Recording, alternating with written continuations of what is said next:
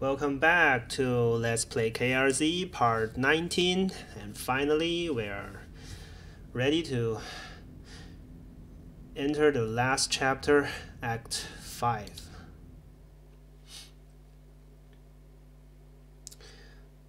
Because before this part, my PC has restarted and I don't know why the settings in OBS are all lost, and I spent a lot of time resetting all those things, and maybe there are still some issues in the video, but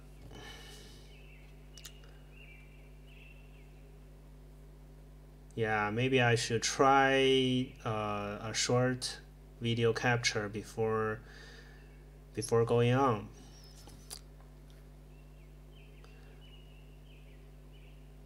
But it's too late to regret. Have to go on. Shannon, give me just a minute. Clara, how did this all fit in that truck? I'm afraid you carry it more than you share. It's bigger on the inside. Clara, the sun is shining. The birds are singing. The flowers are opening. I think it rained. Rained a lot, I mean. The worms are gonna be out for sure. Have you ever heard a worm sing? You must hold your ear to the ground. It's very soft. The worm's song is completely unique. So, where is Fifth Dogwood Drive? Right, no idea. Maybe we should split up? It's a nice morning for a walk, but a bit muddy. Where is my truck? And now I'm the cat?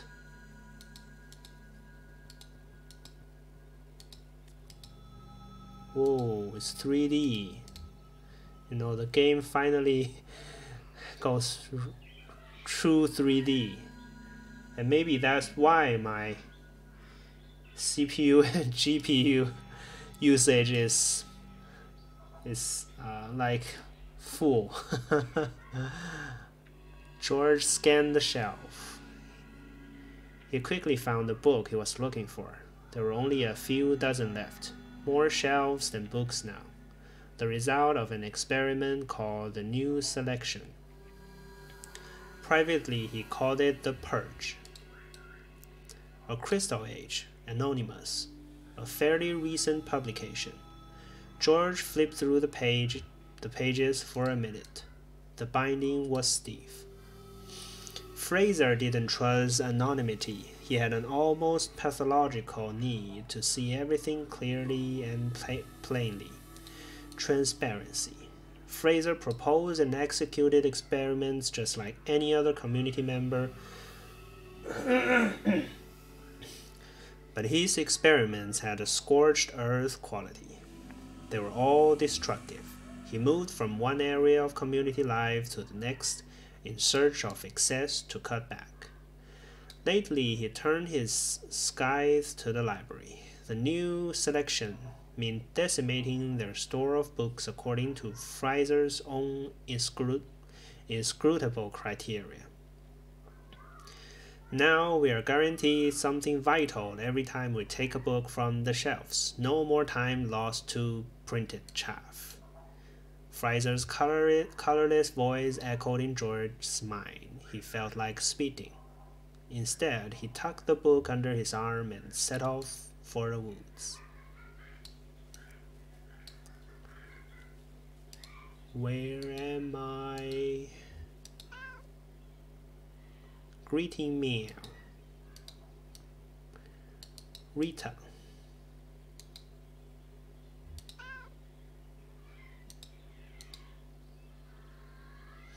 Oh, hi, kitty. Where did you come from, huh? Follow a bird up here? These folks, the ones who built this thing, they chased birds too.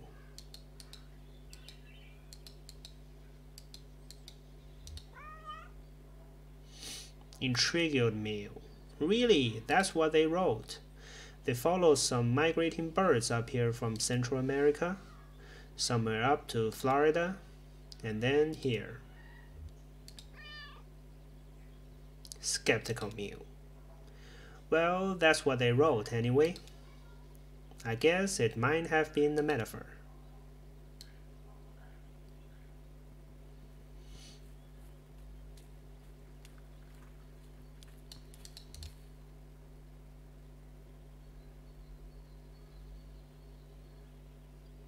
Ezra. Nikki. I remember this guy from the EVPZ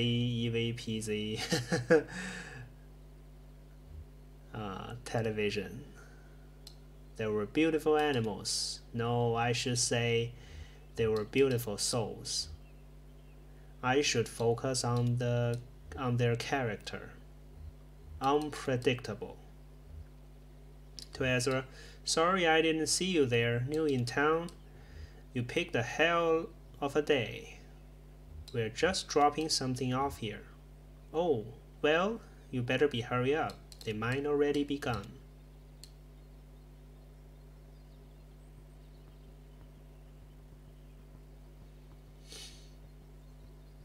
So many people.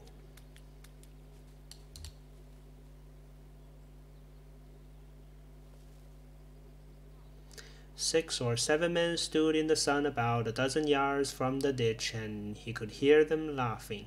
He tried not to hear them. Instead, he listened to the shovel punching through the dirt as she shaped the trench. It was wet dirt, mud, really.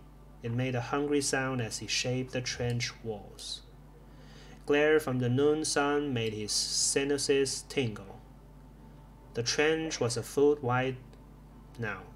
By the time he was done. He expected it to be about twice that, and run most of the way from the middle of town over to where it could drain off into the creek. The laughter quieted into greedy chuckles, and he could feel the men approaching.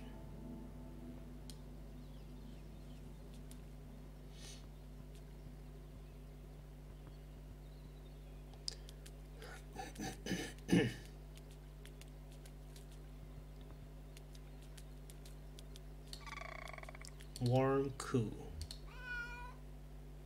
Greeting meal. Eager chittering. Affirmative meal.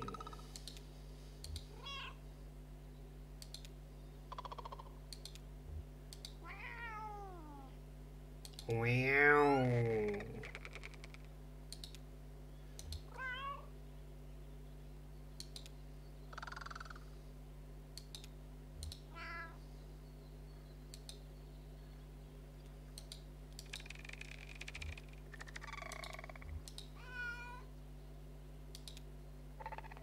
Eager chittering. So it's a loop. We are back from the beginning. Oh, WEVP TV. So now that's what it ends up. You know? Oh, I see. So that crowd is actually the same one in the... Oh, now everything connects. Elmo gave Rita a tour of the cameras and wiring. She'd just been through a certificate program on public broadcasting at the community college. So no surprises there. Nikki showed her the video databank. James demonstrated the sending image processor. And then Ron came barreling in with an urgent expression. The image processor was a beautiful machine. James had inherited its care from another artist, reverse engineering it for maintenance with the help of a dusty photocopied tome labeled the Distribution Religion. Rita learned just enough to make throbbing, hypnotic rainbows appear on the screen, which seemed to be the machine's favorite trick. She wondered what they used it for in practice. It wasn't quite radical guerrilla television crew she dreamed of joining. This group seemed more interested in sharing the town's home movies than culture jamming and interfering with corporate stations. But she liked that focus on local concerns. Ron's news was clearly bad news. Rita's heart sank a little as they listened. She knew things were unraveling, knew from experience what that looked like. Wouldn't it be nice to arrive at the beginning of something for once? But as she listened to Ron detail the power company's sudden withdrawal from town affairs, she heard other possibilities. She studied their faces and found concern, for sure. But also something like relief, hope, an awakening of play. Nikki looked like she might have been daydreaming.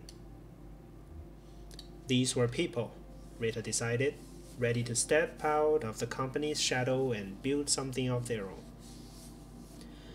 Ron said the TV station could still be founded by court order. Could that be their anchor?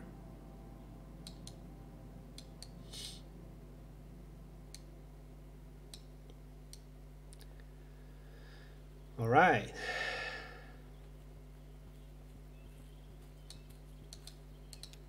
Ezra, will it still fly? Oh yes, she just got bent up a little in the storm.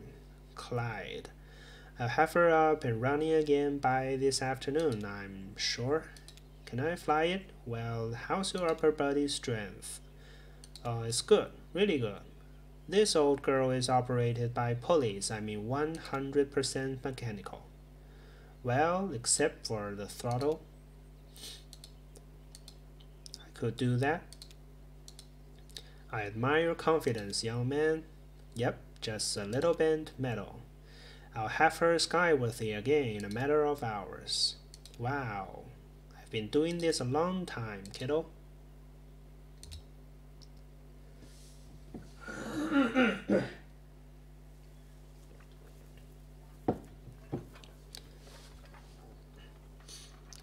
At first, they only observed the truck from a distance. It was an alien carcass, something that made more sense in death than in life.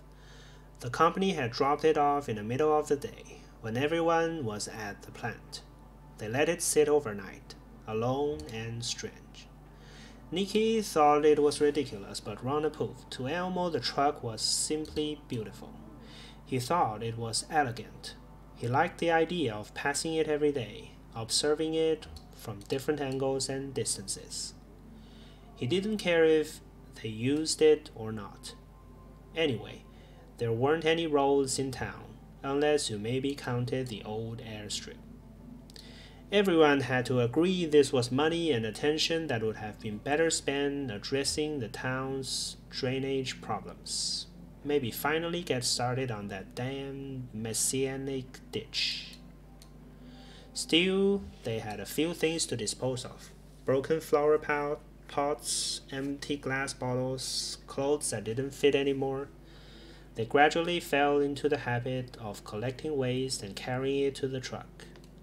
Once a month, some shadows would come in from the night woods and haul the garbage away on a cart.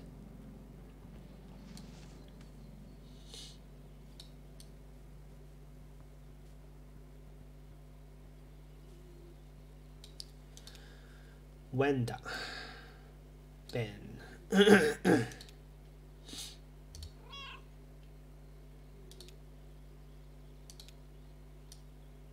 Just sleeping.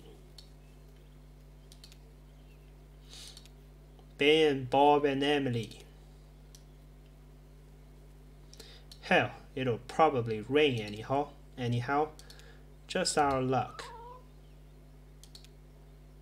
Oh, really? He thinks it's going to rain again tomorrow, haha. Nah, I don't know, man. Animals have a sense for the weather.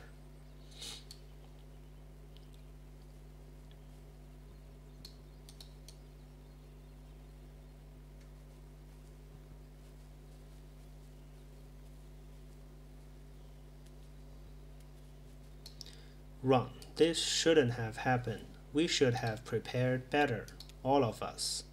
But most of all, that damn company who built this place and left it only half built when they put out of town. Damn shame.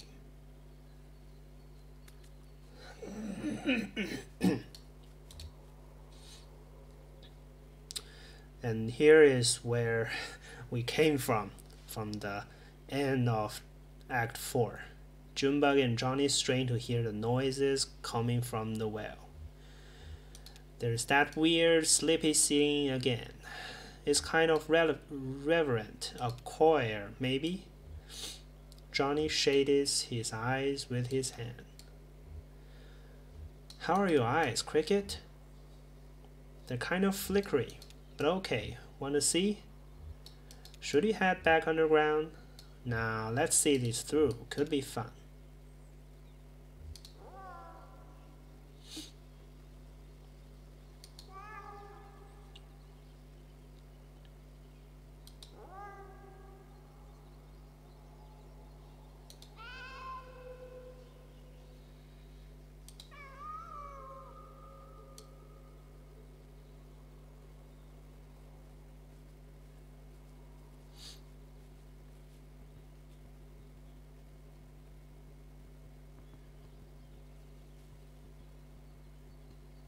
And I think I have already went through here.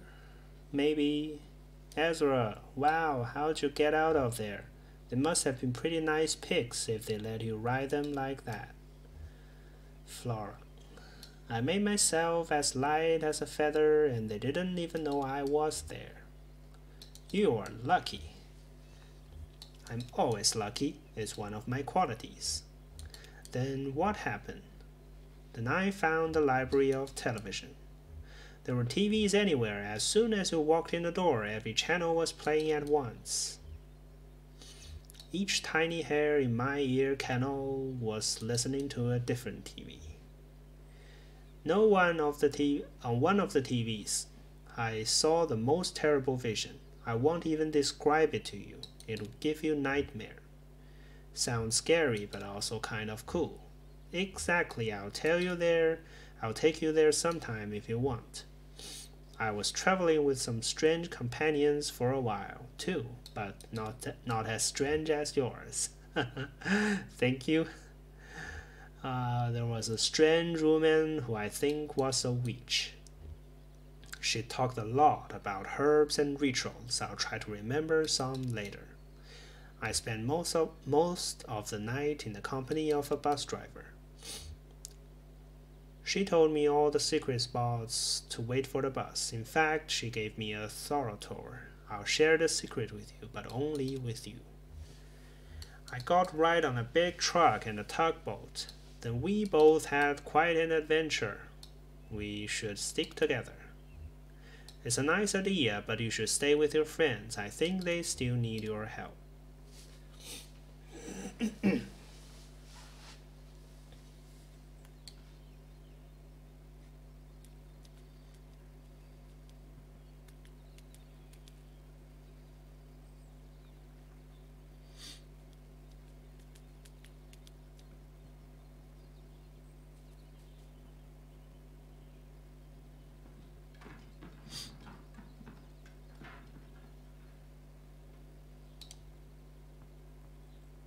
Whoa. Where am I?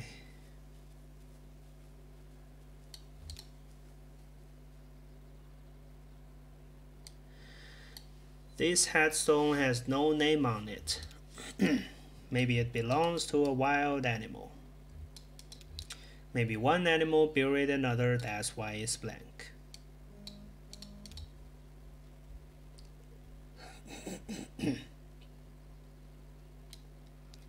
The seer reclined high in a tree, carving fine details in a small wooden pipe. She'd done the bulk of the carving over hazy mornings with a stoneworker. She smoked constantly.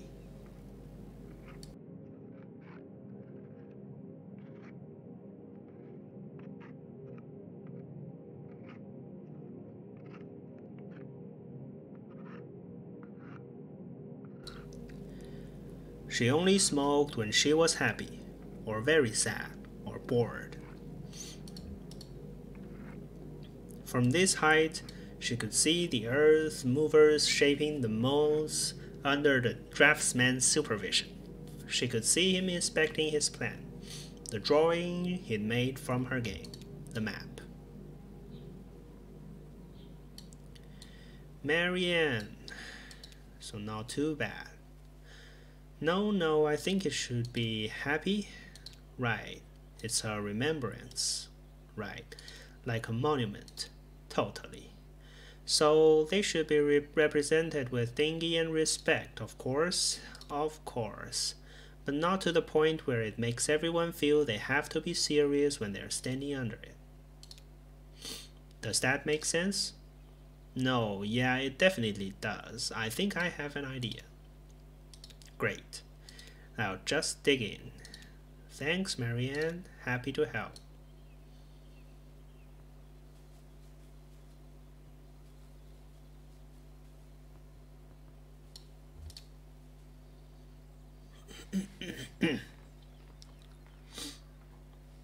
Paints and chalk in a small bag, diary in a large bag, stuffed dog in a small bag, photograph of Chris in the large bag.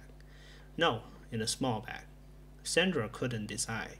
Should she keep the photos of her husband, or should Alex keep the photo of his father? But it's Chris, not Charlie. No, it's another guy. She dreaded the separation from her son. It was obviously a punishment, even though Fraser insisted it was just to help Alex develop independence and community ethics. She knew she was being punished for her complaints in Feedback Circle, when she was the only one who dared to speak against butchering in the community goats. She'd seen the same thing happen to Isabel. She set everything down, closed her eyes, massaged her temples, and wondered, not for the first time, how Fraser had consolidated so much invisible power so quickly. How had he done it? Had he in fact done anything at all to claim this incredible lattice of influence? Or had they simply blindly given it to him?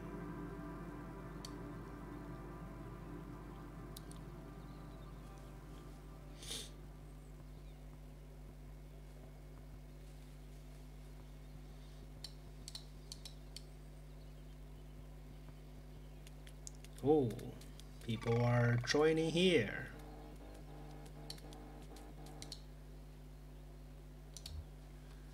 Seems everybody's joining us.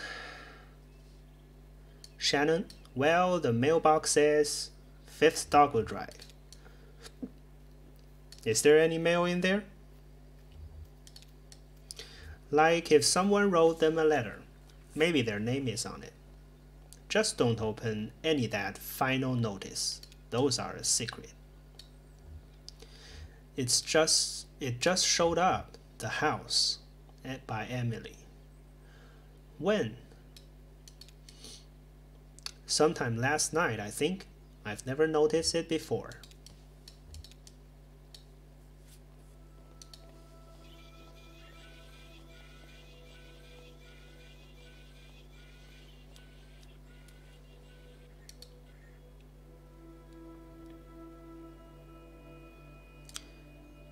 It feels warmer in here somehow, right?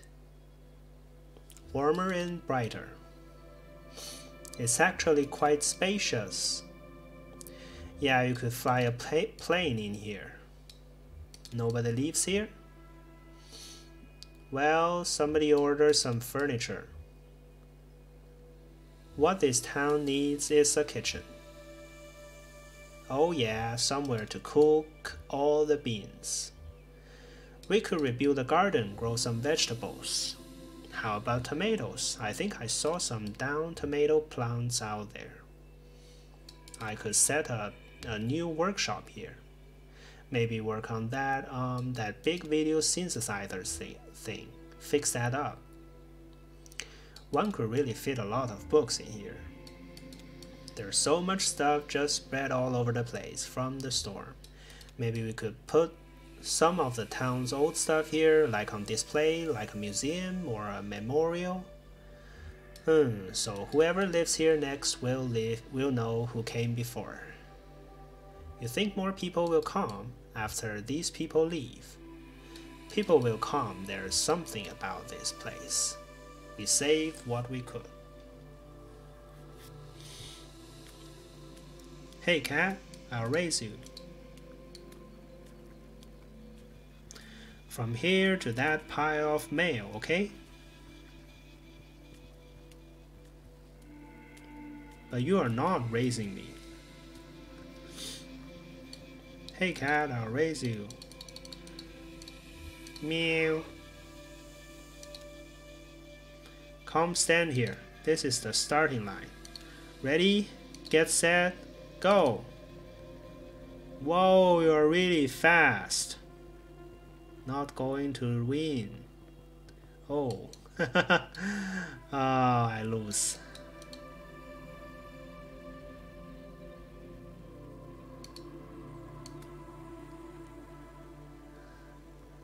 Nothing to say. So this is after they rebuilt something? Did they have this before? Looks like they rebuilt the town. Clyde lay on his back on the runway, hands folded behind his head, halfway between dreams and the afternoon sun. He entertained the momentary delusion that he'd survived the plane crash, and was vaguely unhappy when the dream faded. Coming in to land, he'd slammed into a truck. The driver probably thought the runway was another road. The roads were full of trucks coming and going these days, filling the town with strangers ever since, but he couldn't remember any more of the dream.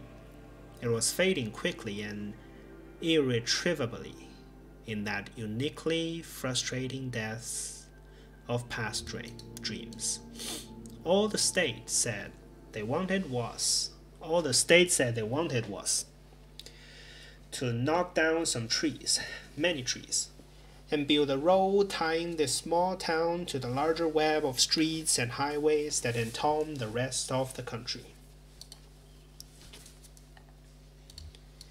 But Clyde and his inner circle of stunt pilots turned mail carriers knew that a road would be the end of their secluded paradise.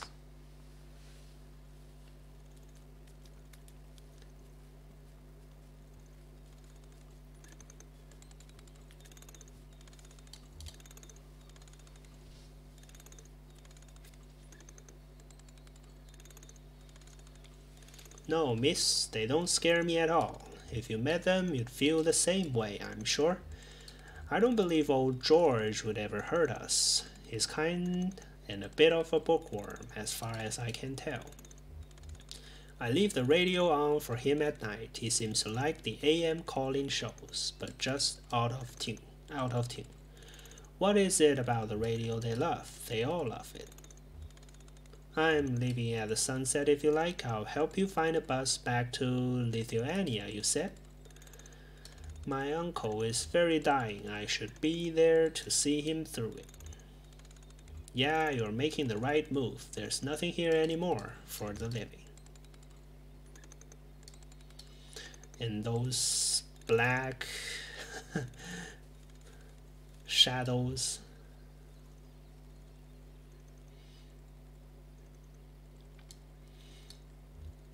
There's really never been a road to this place? Why not? That's what I figured.